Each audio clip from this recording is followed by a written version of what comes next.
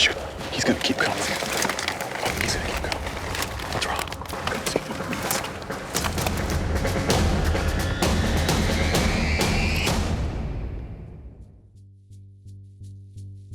I'm Steve Rinella from MeatEater, and here's a collection of my very favorite bear hunting moments and my hottest bear hunting tips. So this bear hunt here is in the Chugatch Mountains in south central Alaska. And I first got the idea about this kind of bear hunting. Not that I invented it, but it occurred to me, this kind of bear hunting, many, many years prior to even when this was filmed. What happened was I was hunting moose with my brother Danny, and we're glassing this big river bottom that had all these willows in it. Just on the prairie, we might see a bull out there. But all around us, you can see all these high mountain peaks. Like across the valley, there's high mountain peaks. There's high mountain peaks over here. There's high mountain peaks over here. And the way these peaks work is like, as you climb from the valley floor, you go through all this spruce, and then the spruce will end. Like, let's say here's the mountain, okay? My sleeve is like, so it's like spruce to here, and then from here to here is just like an alder choked hellhole. And then like here is blueberry. And then here is just rock, right? And the blueberry up there is, you know, yay high. And all the peaks follow that same patterns. And I remember sitting there, we're looking for moose and not seeing any. And I can see around me, people, you're gonna think I'm lying, but I'm not lying. We can count 13 black bears around us. But we were laughing because you couldn't get at any of these black bears. I mean, without going through hell, you couldn't get at any of these black bears. But that kind of black bear hunting started to appeal to me. It gets into September, the lower blueberries have come and gone, because the lower blueberries are the first to ripen, first to go. That higher elevation stuff that's covered in snow later winds up having berries much later. So maybe the bears are feeding on berries in late June down low, but by the time September comes, those sons of bitches are way up on the mountain. And so this hunt, we're trying to chase like that kind of bear at that time of year.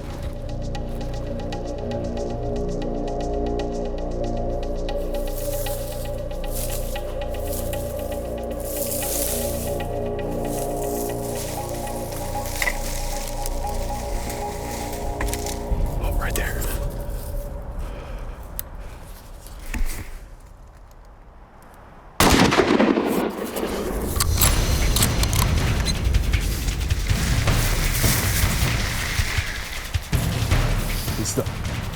He stopped.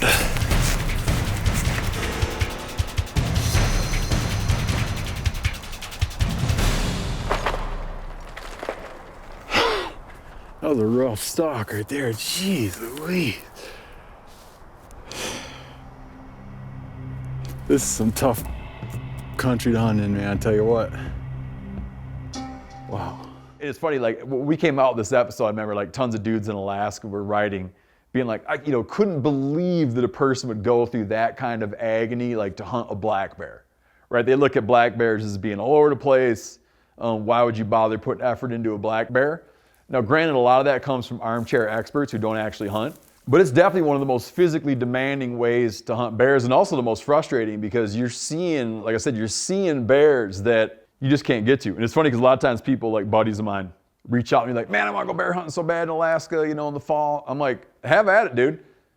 Kenai Peninsula, South Central Alaska, parts of the Alaska Range, parts of the Chugatch Range, anywhere you go, find blueberries, go way up high and you're gonna find bears, but you don't get many takers because it's rough. We're after a black bear in what you're gonna watch right now. This is actually a grizzly hunt. So my buddy Callahan used to guide black bear hunts for an outfitter up in BC, and Cal worked for this guy. And over a course of a couple years, we had a couple opportunities to go up there and try for hunting spot and stalk mountain grizzlies. We actually went 2 times, did like 2 10-day trips, looking for like a big boar grizzly, not just any grizzly, but big boar grizzly. And man, on both these trips, we looked at a lot of bears. I've never gotten a grizzly at all. I've had grizzly tags in my pocket in Alaska when I was with my brother who's an Alaska resident. I'm allowed to hunt grizzlies if I'm with him. I've had grizzly tags in my pocket while hunting sheep and had grizzlies right there, but we didn't want to do it because we were hunting sheep. Just various things have always happened to prevent me from getting one. On this trip we're seeing, it sounds crazy, but in this kind of country, we're seeing mule deer, we're seeing moose. One day we wake up and we got a mountain goat. It's caribou up in there.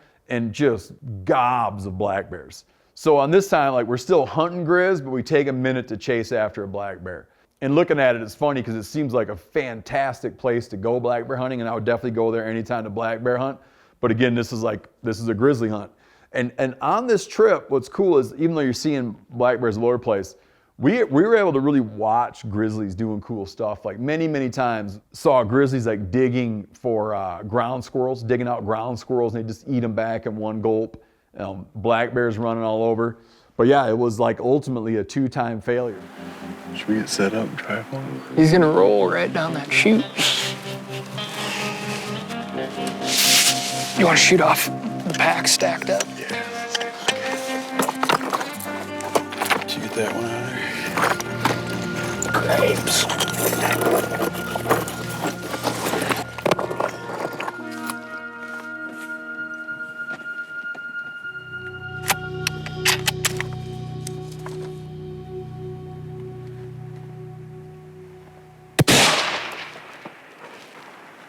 Oh yeah, keep it coming. We don't lose it.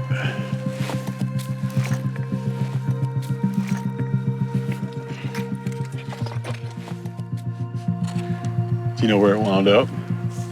It could end up down here, the way it was going. Hey, Steve! Yo! I got his fall line right here! I got him! Hey, stop. He's still breathing.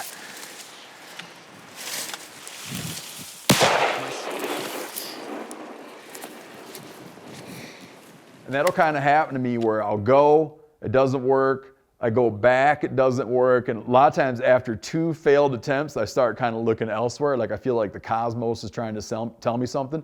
In this case though, what happened was, due to pressure from like animal rights activists, BC closed their grizzly bear season. So it wound up being like unbeknownst to us, we hunted some of the last couple of grizzly bear seasons in BC. It'll probably come back. I don't know where it stands right now, but that law change is kind of what shut us down on this hunting spot. So this here is a spring black bear hunt in Alaska, and I'll say kind of like south centralist Alaska, more like interior Alaska. You're trying, when you go spring bear hunting, in a perfect world, you're trying to hit like a window of time, and it's not fixed, right? Like depending on the severity of the winter and other weather factors, the window of time moves around. So when I used to spring bear hunt in the northern Rockies, like down in Montana a lot, we always felt that, me and my main bear hunting partners, we felt that like May 6th, bears would really start to pop, okay? Like I remember killing a bear April 17, which felt very early to me. And you'd be hunting, and you'd get to May 6th, and all of a sudden you're seeing bear tracks. And it's funny, I got another friend who's a very avid bear hunter, hunted the same country we hunted. He was like, man, it's not May 6th, May 10 is the day you start seeing bears pop. And then my brother Danny in Alaska, he'd be like, no, it's not May 10. I really start to see bears popping on May 11. So point being, there's like a moment when they're out. When you get like, let's say like 90% of them have emerged from their dens, right? And that's when you start feeling like there's a lot of bears out on the ground. But there's a thing that can happen is that if you push it too late, because the longer bears are out, their behavior starts to change. When a bear first comes out of hibernation, in a perfect world, like you get around that, between the first, second week of May, you get where there's still some snow on the landscape, and you have southeast facing slopes that are green. Because then by process of elimination, you can be like, when a bear comes out and he wants to eat something green, that's where he's gonna go, because that's the only option he has available to him. If you push later in the year, there's one advantage, which you'll start to see some rutting activity with bears. So this is a June hunt, what you're looking at here. You get into June hunts and you'll start to see boars out cruising for females. Like they're not feeding, they're just zigzagging, looking for females, which is super cool. But by that point in time, everything is green. There's food everywhere, so you're no longer looking at a situation where you have concentrated food sources that concentrate the bears. Everything is edible everywhere. The other problem we had on this hunt, and this hunt like is a great area, but we wound up running into a lot of trouble, is if you notice all that alder that is everywhere, alder and willow, all that stuff leafed out really early this year. So we might have gone on that date in June a year before, or that date in June a year later, and you'd be able to see everything because the willow leaves weren't fully formed. But this year, it was early spring, and all those leaves on the alders were fully formed. So these hillsides that you'd normally look at, and you'd be looking through the branches and seeing bears out on the spring vegetation, you're just looking at a sea of green. It made it very, very, very, very difficult bear hunting.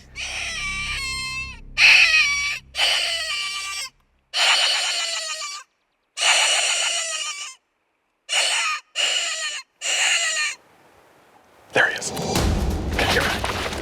Take a look at him. Yeah, go ahead and shoot. He's gonna keep coming. Oh, he's gonna keep coming. What's wrong? Couldn't see him.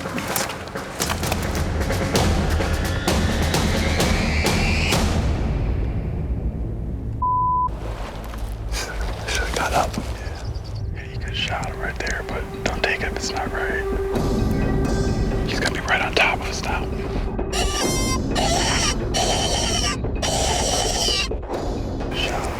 He's right here, he's right here, he's right here. I'm looking at his head. Okay.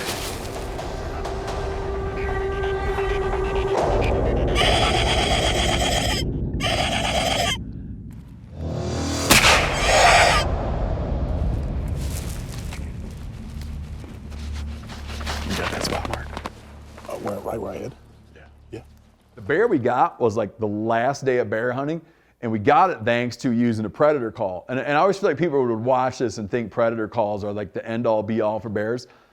I'm telling you, like I've blown a lot of predator calls at a lot of bears. I always jump around on my number, but most days I would tell you that about 1 in 10 bears respond favorably to a bear call. And when they respond favorably to a bear call, it's because they are already very close. I never go just randomly try to call in a black bear with a predator call. When I use a predator call on a black bear, it's because I know that bear is right there, but I can't see it. I know it's close, within a couple hundred yards, within 100 yards. But even then, like 1 in 10 does what you think it's gonna do. Some of them just ignore it like they don't care, and some are, boom, they're coming. And this dude was the 1 in 10. So on that subject of spring bear hunting, here's some spring bear hunting footage in Montana. And on this hunt, like I'm embarrassed to say I was off hunting turkeys, which I did successfully. I was off successfully hunting turkeys while my hunting partner was chasing bears. And I probably should have been chasing bears because this is an exciting hunt and I feel glad for him to have gotten a nice boar. If you notice, like if you watch this bear carefully, what this bear is doing, if you watch him, if you look carefully, there's a yellow flower. That's called arrowleaf balsam root. This bear is going from arrowleaf balsam root to arrowleaf balsam root to arrowleaf balsam root. They love eating that stuff. The problem is arrowleaf balsam root, when you get late enough into spring in a lot of areas, you can't find a hill that doesn't have arrowleaf balsam root on it. So again, if you were out hunting bears in early May, right? You might have gone to this exact spot where clay is, and you might have realized that when you look at all these mountain slopes, there's no food anywhere. There's nothing anywhere. But then you get to some southeast slope that's got a little bog on the bottom, and maybe there's some glacier lily in there. Maybe you have some different grasses growing up. Maybe there's some skunk cabbage in the wet spots, but everything else is just barren. Those are little bear magnets. But you get this late in the spring and the hills start looking like that with those yellow flowers. Bears want to be on that arrowleaf balsam root, but there's arrowleaf balsam root almost everywhere. Like it doesn't like grown in really thick stuff with an impenetrable canopy. Like it wants some light, but it can do quite well. Like in this footage, it can do quite well in scattered timber, which can be really hard to find bears in there. Trying to find a needle in a haystack when you got bears dispersed over all that arrowleaf balsam root. The advantage is when they're hitting on that stuff, they're moving from spot to spot to spot because it's clumpy. So you'll see that they zigzag all around. They'll tend to feed like mostly in the evening by then when days are getting warm. They like to feed in the evening. You can still find them, but it can get frustrating. You gotta spend a lot of time looking, and looking at a lot of yellow flowers. At that time of year, glass arrowleaf balsam root, and try not to get discouraged by how much arrowleaf balsam root is out on those mountains. It's a lot.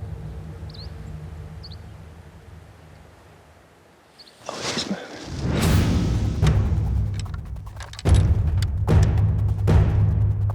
363 yards.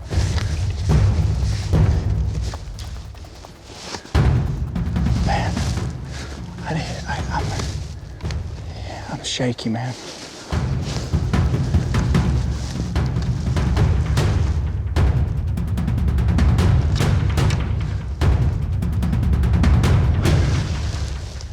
Just gotta calm down for a minute. Oh, heart's beating fast, buddy. Heartbeat was making the crosshairs bounce. Okay, there he is.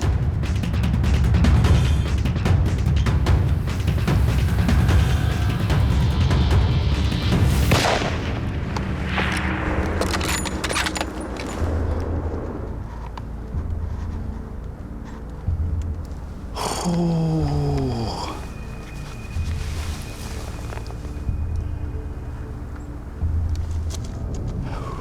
It felt good. I'd do the same thing over again.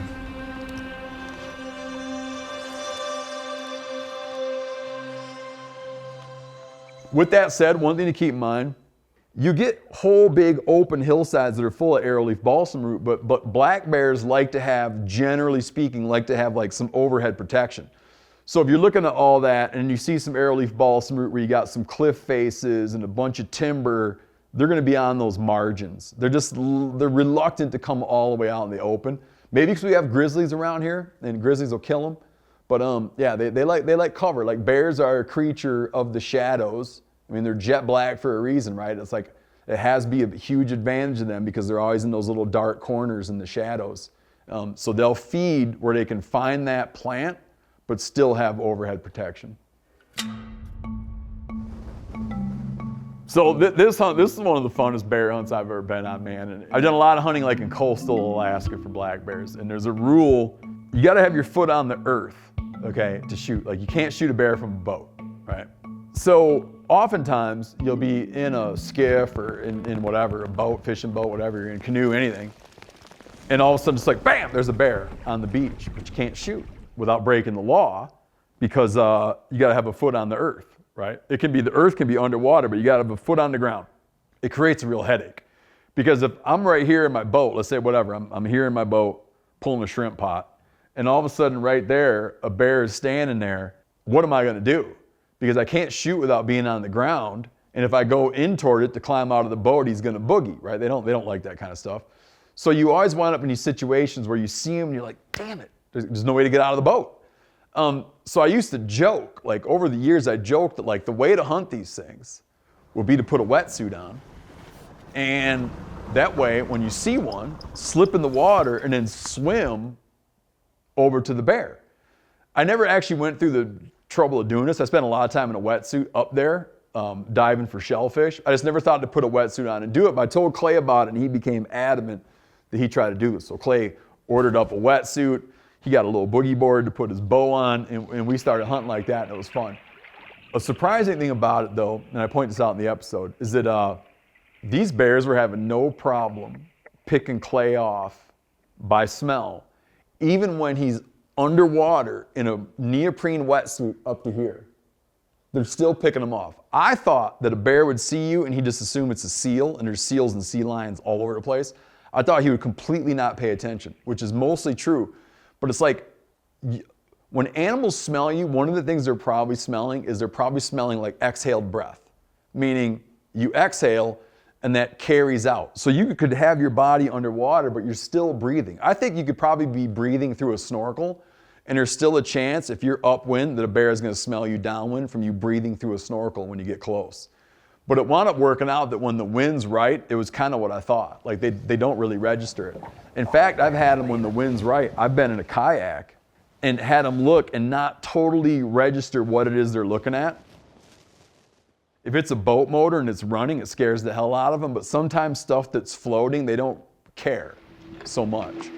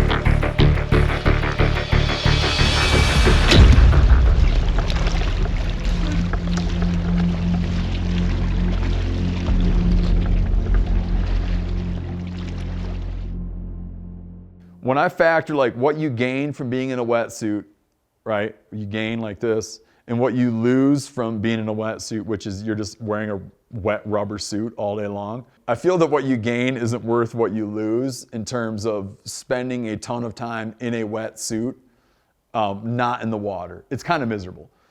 So I had sort of given up on it. It was fun. We had a good time. I wasn't going to adopt a wetsuit in my normal bear hunting repertoire. But my buddy Giannis, we were talking about bear hunting. And Giannis is like adamant, dude, when he goes, he's going in a wetsuit. So the idea hasn't died, but I don't think I'll personally carry it on. If you were to make bear or like process bear, obviously there's bear fat. What about your favorite meal, sausage? With bear meat, kind of depends. Like saltwater coastal bears, they're not as good as mountain bears. If I was going to divide bears into two categories from a culinary standpoint, from like a food standpoint, you got bears that have access to marine resources, and then you have bears that don't have access to marine resources. It's slightly more complicated because you could have a bear eating a rotten cow, and it's probably not going to be a very good looking bear. In fact, I got a buddy that killed one that was feeding on a rotten cow, and he said you couldn't go near the meat. Like the meat had taken on that smell of rotten cow. Marine resource or coastal bears, inland bears. Inland bears are better. Those bears on the coast, they're eating a lot of rotten fish. They're eating dead seals and stuff they find washed up on the beach. They're just eating a lot of stuff that has like a rotten fish-ish smell. If you take fat from a bear that's eating rotten salmon and you smell it, that fat smells like rotten salmon. You get those inland bears where they're eating a lot of vegetation and a lot of berries, they're just better. Another big difference is spring, fall, right? Spring, the bears are really lean. Fall, the bears are really fat. So if you had a fall bear on the coast, he's probably gonna smell and taste like fish. You get a fall bear in the mountains, it's gonna be like heaven. Other bears that are kind of thin in spring, you usually like cooking them more, right? You're doing more things to it, be it make sausage and grind it up, brine it and smoke it, slow cook it. Like you're not making steaks out of it. But on a fall bear, you can make steaks and they're great. When you do pot roast with a bear, what's cool about it too, is if you like slow cook bear roast, it winds up having a texture very, very similar to a beef pot roast. It's got a grain that is remarkably similar to beef and seems more like beef than it does like venison for sure. And anytime you're cooking bear, keep this in mind. 90-some%, I can't remember what it was, 95, 96% of the trichinosis cases that the Centers for Disease Control document in the US come from people eating undercooked bear meat. You can get these charts, you can find these charts online that show length of time, like temperature and length of time at temperature. Meaning, if you get it to 150 degrees and hold it at 150 degrees for say 10 minutes, that can make it as safe as if you get it to 160 degrees and hold it for 2 minutes, right? So it's not just temperature, but it's time and temperature. You realize that you can make bear meat preparations that don't require you to like incinerate the bear meat at a super high temperature, because you can use lower temperatures and just cook it at that temperature for longer and make it safe. I've submitted bears for trichinosis testing, had the bear come back positive and then ate the whole damn bear anyway, because I don't care, because if you cook at the temp, you're fine.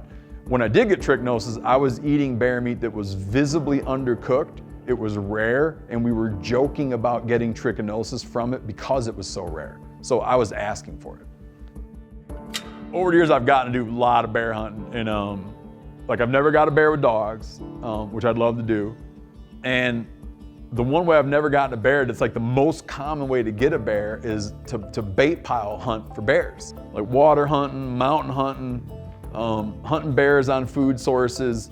Like all my bear hunting has largely been just like spot and stalk bear hunting. I've never sat on a bear bait, but I'd kind of like to sit on a bear bait, but I'd especially like to sit on a bear bait if I made the bait. In the first two bear hunts, I wasn't in on the kill, but the first two bear hunts I was sort of involved in that my friends were doing them and I was following along and helping them out, were bait hunts in Michigan, but I never did one there. So that's kind of one thing I'd like to film someday, is going up and doing like a bait pile bow hunt for bears, which I kind of was surprised I've never did it, never got a chance, or never took a chance.